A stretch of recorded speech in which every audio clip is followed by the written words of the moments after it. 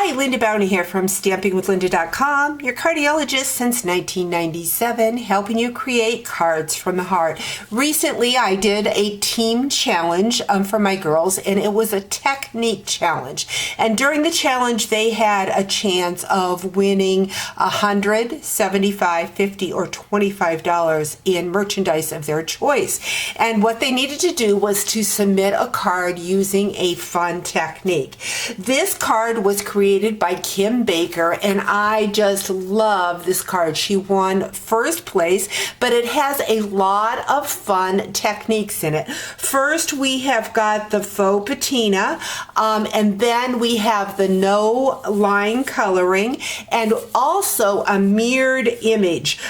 This stamp is, or this horse is from Let It Ride, and she has the horse going in another direction. So there's three very cool techniques on this card, and today I want to share how she did the faux patina, because I did this technique as a video back in 2012, and she did it a little bit different than the way I did it back then. So let's get started, and I'm going to show you what she did to create this look.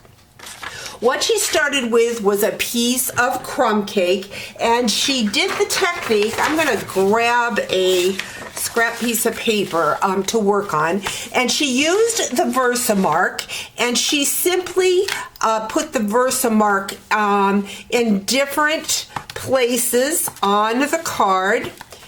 Now I am using a dauber. I don't know what Kim used. I tried to use my pad, and I just got really a bad look. So we are going to try it with a dauber this time. And what she did was she took gold embossing powder and poured gold embossing powder over top of it. So we're going to go ahead and add our gold powder. Looks like I need to get myself some more gold powder. I'm going to bring in a scrap piece of paper and just kind of pour it over the top here. And then I can get it back into my container. I go in spurts with embossing powder. I use it a lot and then I don't. So we've got that. I'm going to set that aside. I'm going to grab my heat tool and I'm going to heat it. A heat tool melts your embossing powder. I'm going to hold it away from the camera. Maybe I'll show you how it looks as it's heating for one piece.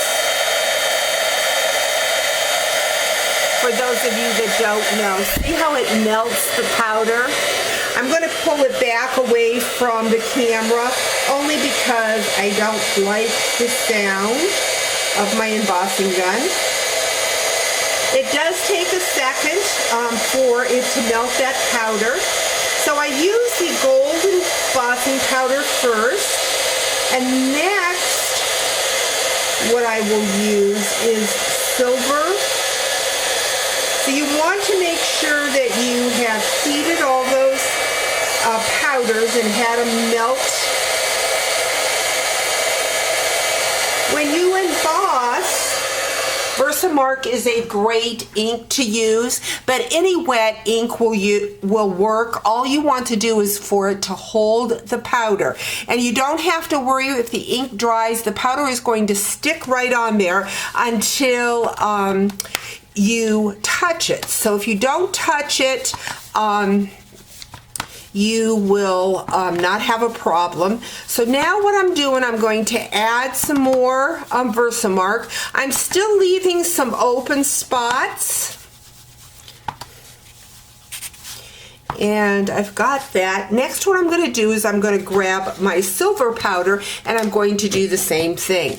I am going to put a link down below so that you can see the video I did on this technique back in 2012. It is a different look than what we are creating. Still, it's called a faux patina, but it has more of the greens that happen when metal starts to age. So we've got the silver, again, just randomly around. We're going to heat that.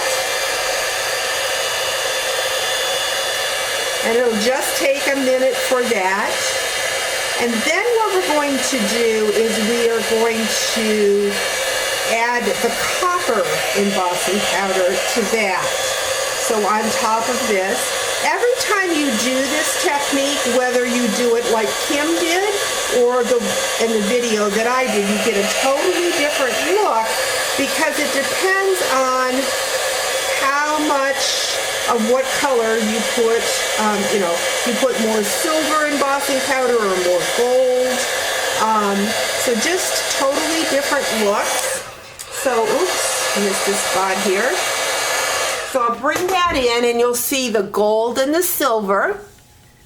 Now what I'm going to do is I'm going to grab that Versamark and I'm going to go in and add where there is still crumb cake, some more Versamark, and it is overlapping onto the other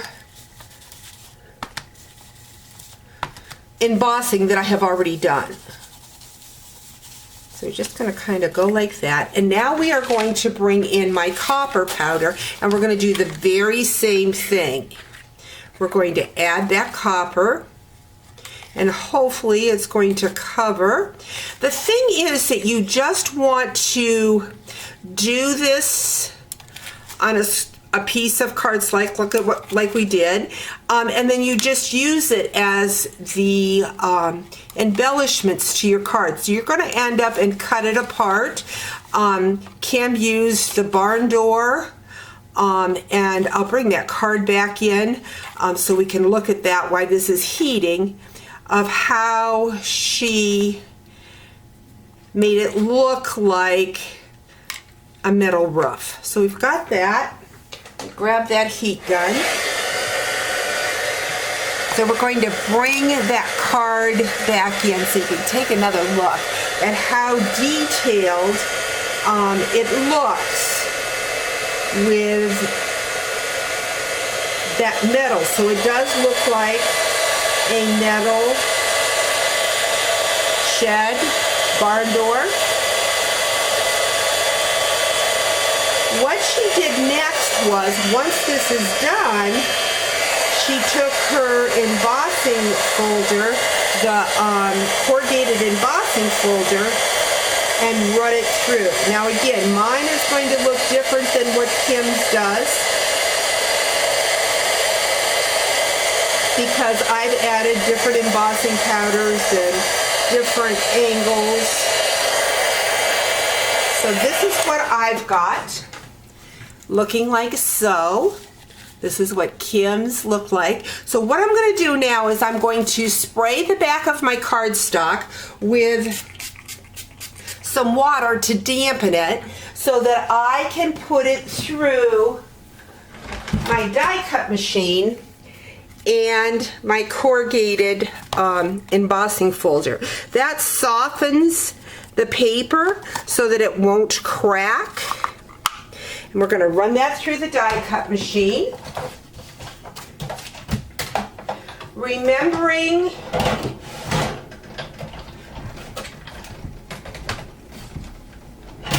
that this folder is a carryover folder. Now the folder I have is the old style, the dynamic folder, so it is thicker. You will need that new embossing mat for the new three-dimensional. And maybe my cardstock was not completely, my powder was not completely dry when I did that. But there we have it. So again, Kim used more gold in hers, I used more copper, but still a cool look.